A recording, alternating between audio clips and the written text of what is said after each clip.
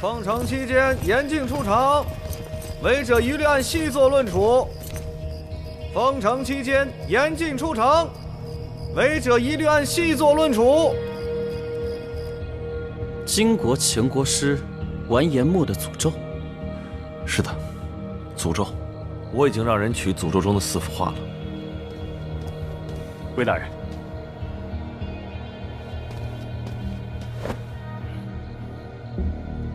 这第1幅，段少被搂在腰间。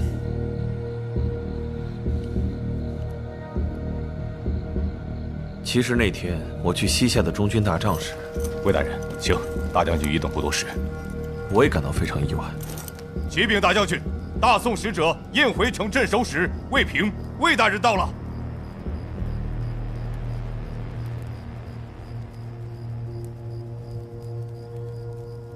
启禀大将军，大宋使者燕回城镇守使魏平魏大人到了。大将军，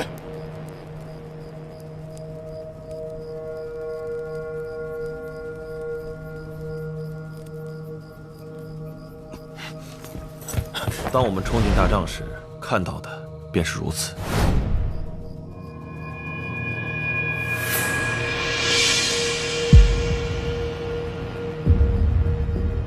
这就是我见到的李元志将军最后的样子。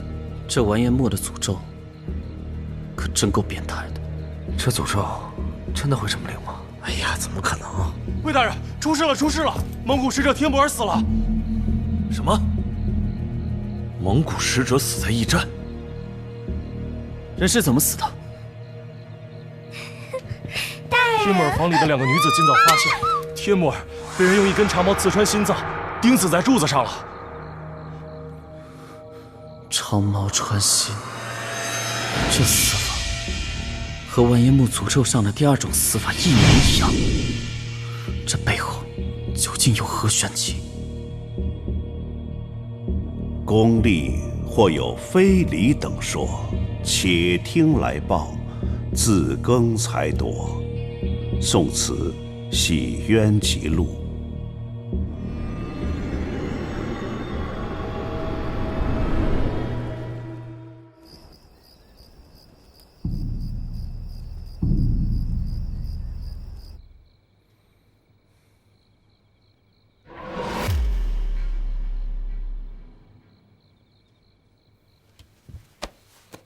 死亡时间约在子时。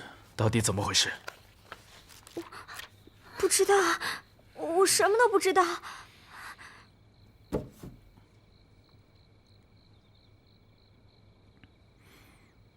颈部无勒痕，长矛穿心，将死者牢牢钉在柱子上。心口是唯一的致命伤，而且死者手部并无抵挡兵器的伤痕，是来不及反抗吗？宋慈，这里所有的门窗都是从内紧锁的，我没有找到任何凶手出入的痕迹。又是密室杀人！你们怎么可能什么都没听到？你们撒谎，我杀了你们！住手！哈桑将军，在此案没有查明之前，他们2个对我来说都很重要。再者说，你没有权利随便杀我大宋的子民。哈桑将军，这个地方现在归6扇门管，所有人不要影响我们办案。这长矛穿透胸口，这完颜木的诅咒。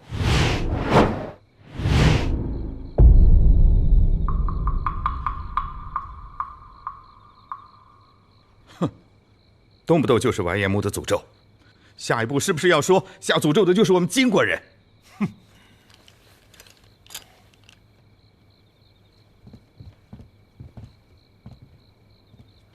！2位姑娘，可否听到什么打斗的动静？什么都没有。我们服侍完大人之后，他说要出去走走。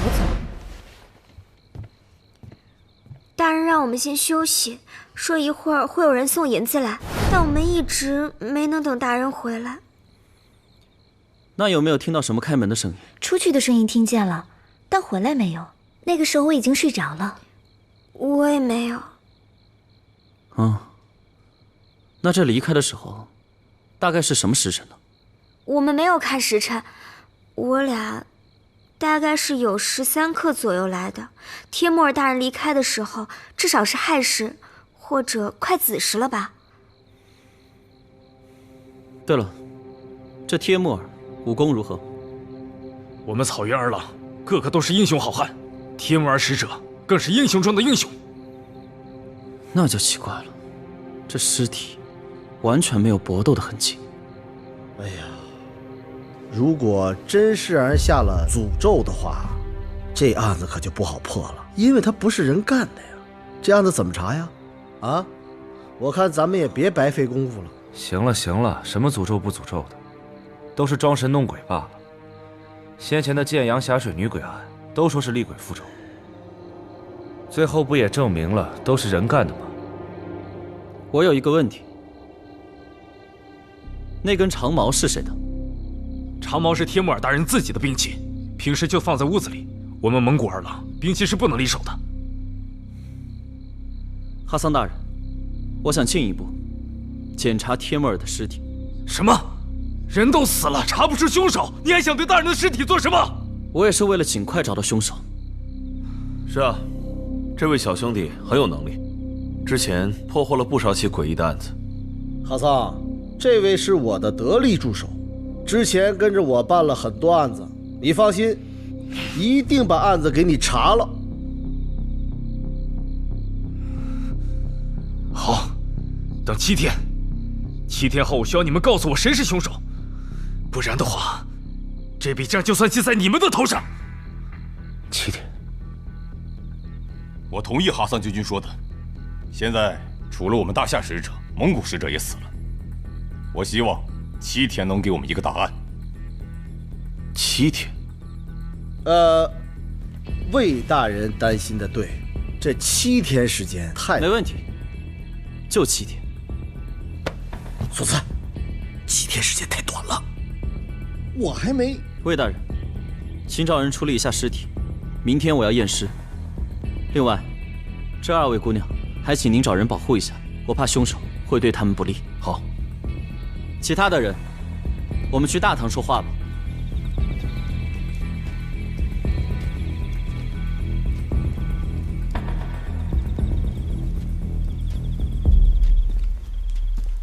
如今啊，五国会盟现在已经死了2国的使者，这个问题很严重。我呢，暂时也跟你们说不清楚，但是我敢肯定，肯定不是人诅咒，一定是人干的。放心，我一定把人给你找出来。这不是诅咒，这是什么？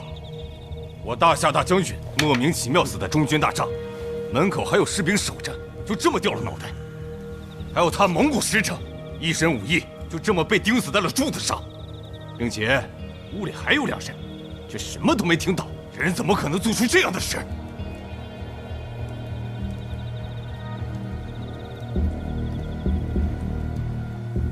这有些事情，想不到的时候，觉得不可思议；但如果真的想到了，也就不会觉得奇怪了。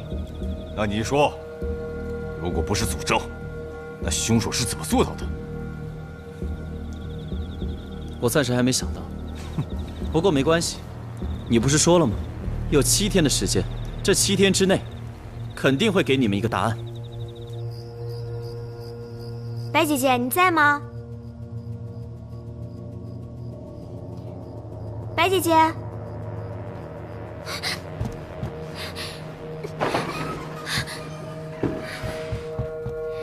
白姐姐，白姐姐，你醒醒啊！白姐姐，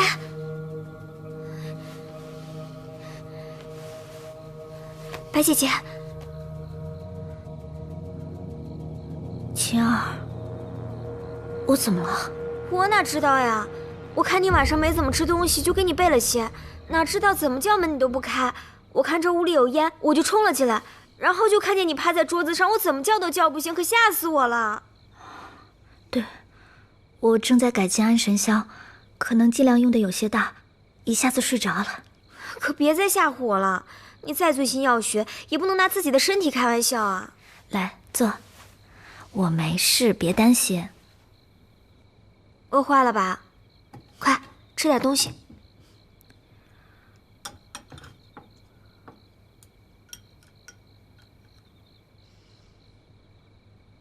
怎么了，晴儿？啊，白姐姐，我和哥哥可能过不了多久就要把客栈关了。为什么？出什么事了？虽然我们这里一直是红袄军的联络点，可中原抗金，哥哥始终觉得使不上劲儿。哥哥不甘心待在幕后，而是想真正的跟随李将军杀敌。你们再等等，大宋很快就会北伐，到时候南北响应，大事就能成，千万要沉住气啊！北伐，说了这么多年，却一直没有音讯，也不知道朝廷的部队何时才能真正的北伐。晴儿，相信我，很快了。这次五国会盟说是和平谈判，但会盟使者惨死，你觉得还能谈得下去吗？白姐姐，这件事情……总之，这次五国会盟不会很顺利。无论凶手是谁，目的都是要破坏这次会谈。而这个凶手使用的是金国前国师完颜穆的诅咒，无论金国人是不是背后的元凶，他都撇清不了干系。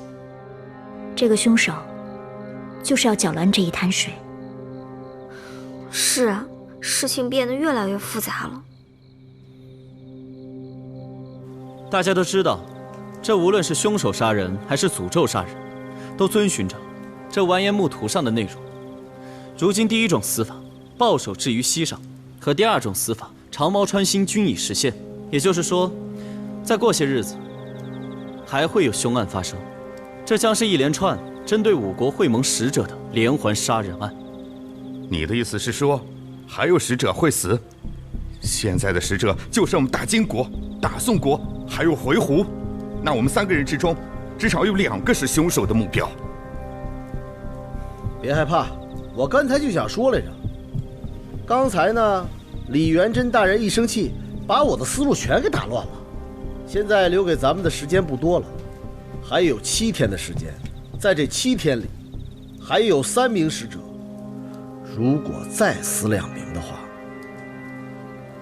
那么剩下最后一个使者，就是凶手所在的国家。金人的诅咒，卓罗图，你们金人的嫌疑最大了。如果是我们金人杀人，我们怎么会效仿完颜穆国师的诅咒？那不是此地无银300两吗？要我说，大宋国的使者现在还未到，嫌疑最大的应该是他们吧。今天我们韩大人就会到，实在是有些事情耽搁，但是我们大宋的人是绝对不会做出这种事情的。什么人？不准进来！他是我的贴身护卫阿兰。哲鲁图大人。喂，你这个人好泼皮无赖啊！看人家长得好看，非要跟人家吃饭呀？是他，他是金国使者的护卫。我没事。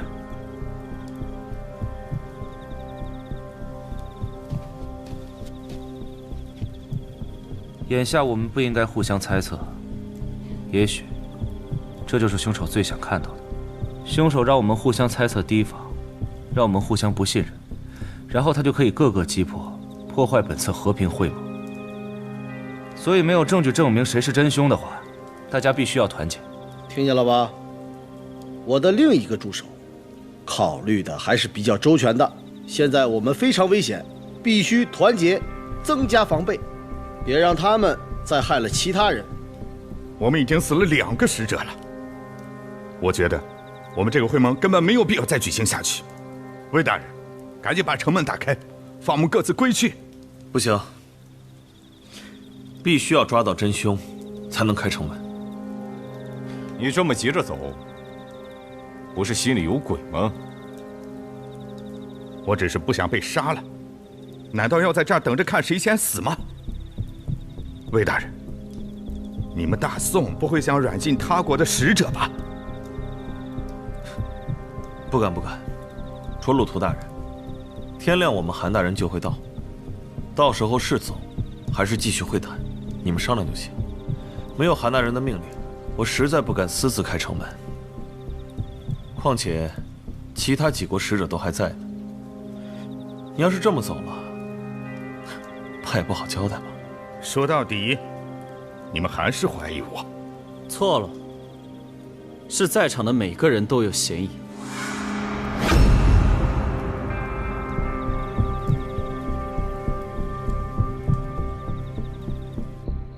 白姐姐，你怎么看？到底是不是金人干的？是也不是。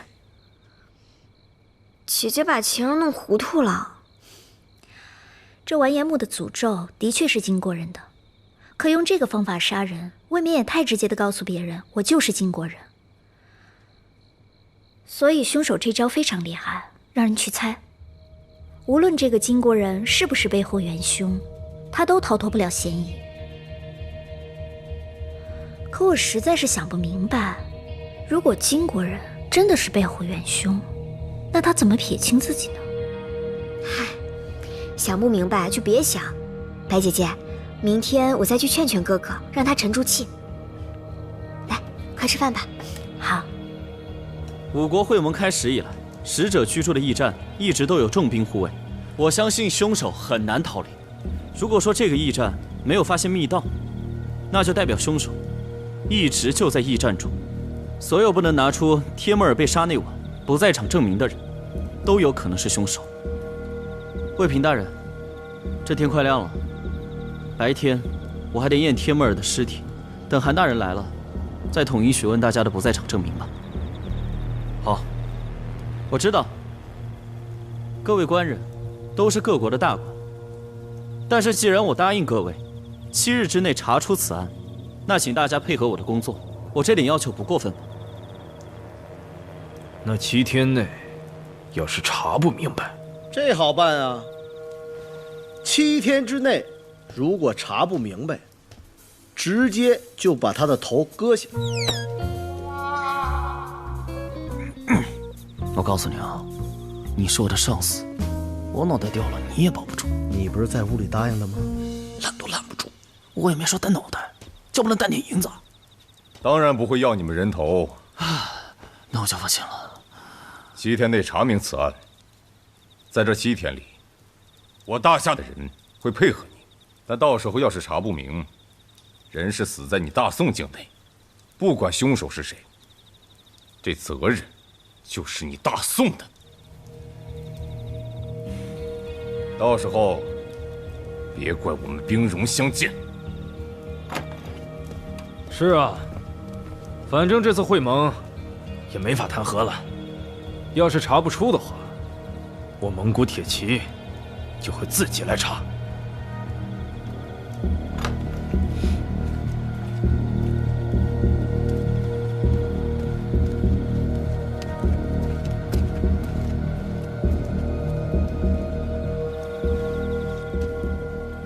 魏大人，我相信这件事情，你会给一个交代的，对吗？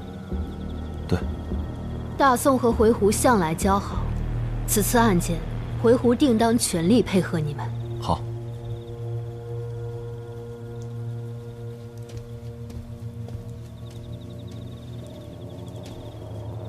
让你许诺7天内破案，责任又大了吗？怎么办？这是我的问题吗？赵小六他拿脑袋担保，关我什么事啊？哎呀，行了，魏大人，时间不多了，赶紧去探查吧。探查什么呀？这突然下这么大雨，有证据早冲走了。要不是你答应人7天呢，7天查不出来，直接把你头给剁了。你脑袋也掉，割我脑袋。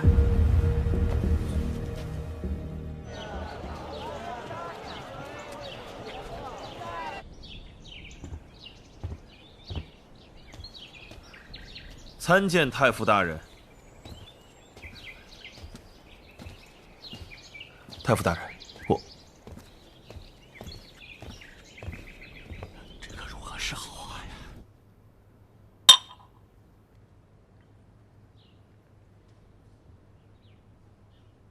你这个镇守使是怎么做的？五国会盟还未开始就死了2国的使者，你让会盟如何进行下去？误了国家大事，你担当得起吗？太傅大人，事情真的很诡异，我已经各方面加派人手，可自西夏使者死在中军大帐之后，蒙古使者也莫名其妙被杀，而且死法跟完颜穆诅咒一模一样。好一个完颜穆诅咒！苏轩，大人，替我拟一道奏折。一方面，我们要尽快查明真凶；另一方面，我要让皇上知道这边的情况，让我守军做好准备，万一失控，不会被动。去吧。是，末将这就去办。现在这个案子谁在查？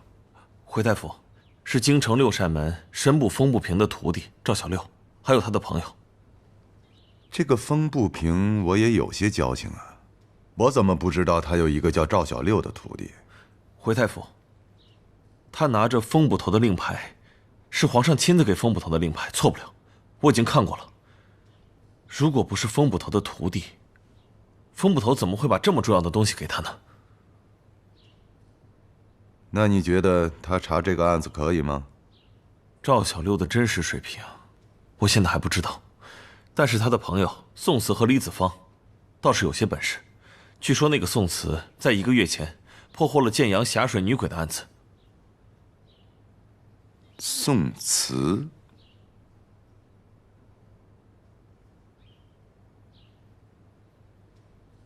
有点意思。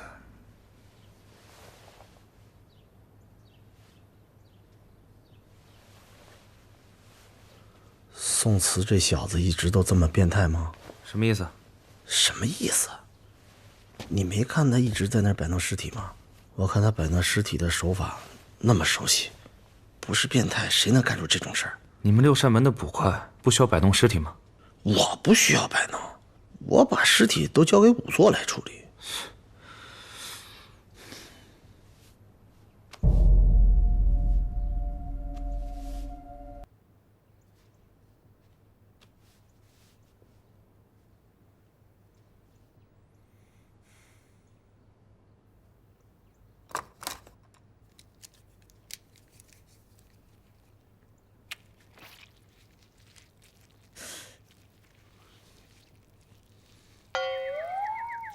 你们俩，谁帮我搭把手？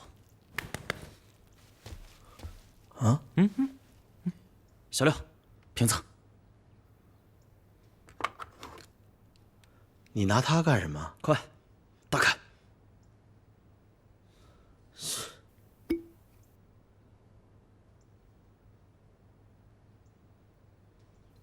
你往里挤的什么东西？这里面是死者的胃容物。胃容物，当心点，别弄掉了。哎呀，不是你弄它干什么呀？这个可是我的发明，可以抽取死者体内的液体作为研究。有些时候，尸体表面提供的证据不足以让人推断死因，我还需要在尸体身上发掘更多隐藏线索。这2名死者都身怀武功，但是却在没有任何抵抗的情况下被杀了。因此，我得先确认一下，2位死者生前是否服用过什么药物，让他们失去了战斗力。你不会这么变态吧？这么恶心的东西能分析出什么来呀？我分析不出来，但是有个人，也许可以。宋慈，还发现了什么？这口鼻处没有纤维，眼角处没有出血点，因此可以排除死者是窒息死亡后被凶手处理成诅咒中死亡方式的可能。值得注意的是，这2具尸体上都没有生前搏斗过的痕迹，而且我在李元志的衣物上发现了呕吐的迹象，所以我才怀疑这2名死者生前服用过某些让他们失去了战斗力的药物。看到没？这才是专业的，所以根本就不是诅咒杀人，你知道不？你以为我真不知道？切，我能不知道吗？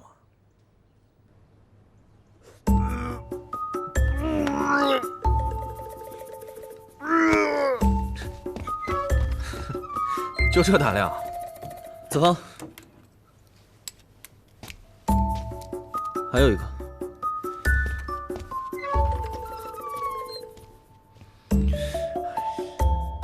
怎么又这样？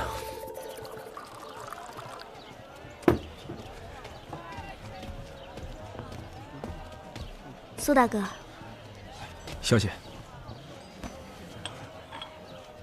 谢谢。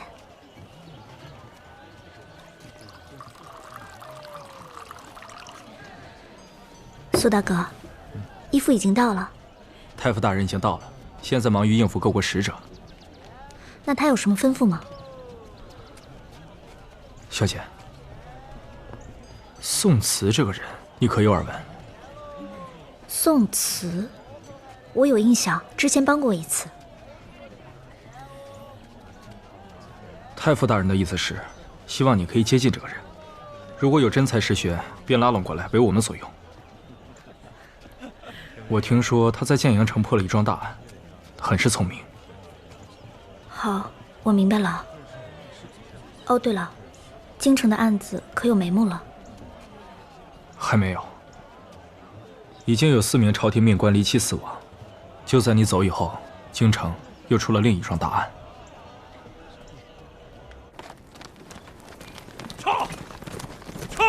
我仔细看了一下，鼻孔处没有纤维，眼角处也没有血迹，2名死者并非窒息后让人处理的尸体，因此可以判断他们在被杀之前失去了战斗力。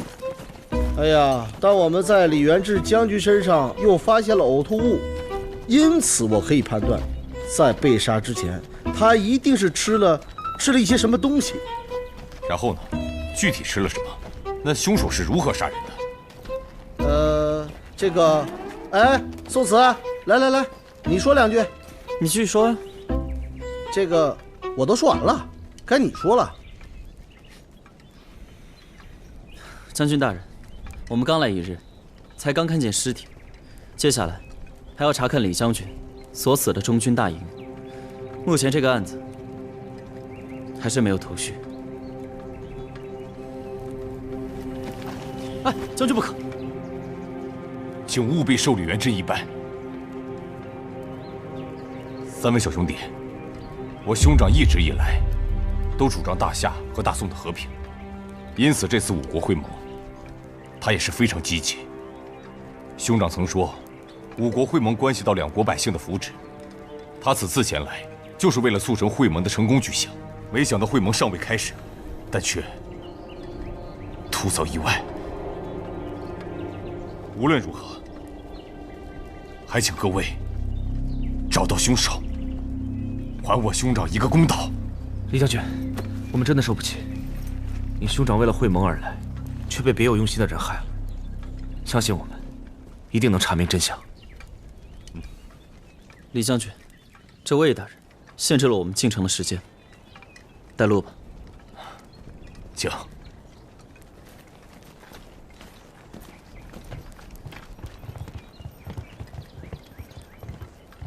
2位军爷，这李将军死的当晚，可有听见什么可疑的动静？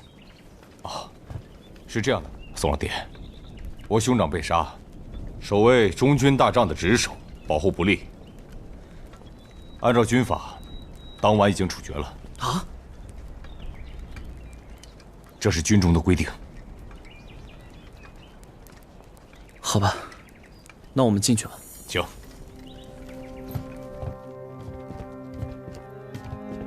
大帐陈设未曾动过，和先前一样。前面的书案，就是当时我兄长遇害时的位置。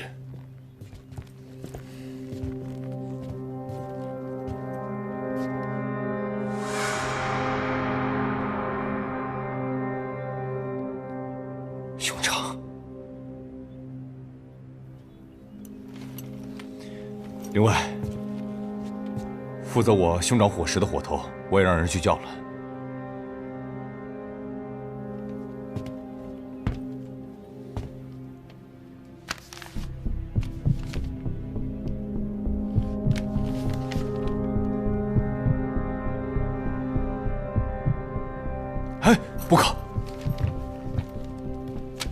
不可！这位小兄弟，这是我之前写给大家军的公文，我想跟本案无关，并且涉及一些我大夏的军情机密，手欠，还望小兄弟见谅。得罪。这里很多册子，涉及军队及国家，我们虽说是来查案的，但是为了避免不必要的误会，这些军情密报，还是不要乱动比较好。哎！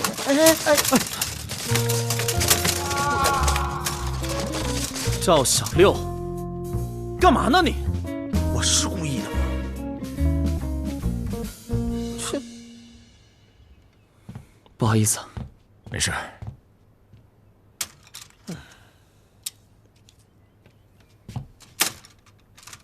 李将军，这儿怎么这么多经书啊？我兄长向来信奉佛法，这次南下路过大佛寺，给每一位身边的家人朋友都求了一卷平安经，希望能保所爱之人一世安乐。可惜，兄长他还是……可惜啊，就没给自己求。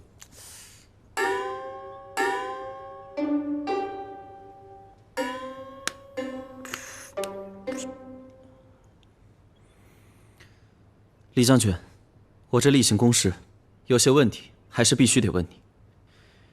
帖木儿死的那晚，你在干嘛？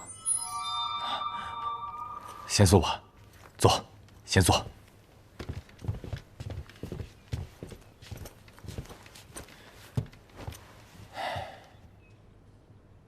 那晚我就在驿站里面，但思念兄长，一时睡不着。我的隔壁就是帖木儿的房间，他找了2个勾栏女子寻欢作乐，吵得我不胜其烦。我过于烦闷，就独自去驿站大堂的桌子旁饮酒。那会儿差不多快到子时，大概子时刚过，我听到帖木儿屋子开门的声音。紧接着没多久，他又进去了，之后我就没再听到其他什么动静。那除了你之外，可有看见什么可疑的人？又或者，有什么人进过大堂？有，就在帖木儿屋门关上没多久，哈桑就回来了。他也看到我在大堂饮酒，当时我们还说了几句话。那你们说了什么？李将军，好雅兴啊！一个人在喝酒啊？哎，还是帖木儿大人有雅兴啊！我实在受不了这声音，在这坐会儿。哎呀，我家大人，哎呀，血气方刚，就好这一口。来，我刚好带来2只烧鸡，就借李将军的2碗酒，一起吃怎么样？哼，自然没问题。他不知道从哪里弄了2只烧鸡进来，看我在喝酒，就坐下与我一起吃。大概是在子时过1炷香的时间，我们就听到了楼上女人尖叫的声音。事情的经过就是这样。我们俩几乎同时进入屋子，进屋后就看到帖木儿已经被钉死在柱子上。那这期间，可有听见任何声音？除了寻欢的声音，我就是受不了了，才下楼去的。那金国使者和回鹘使者呢？他们的屋子在驿站院子的另一头，好像也没什么异常啊。哦，对了，我饮酒的时候看到了金国使者着陆图的贴身护卫，好像叫阿兰，曾经离开过驿站。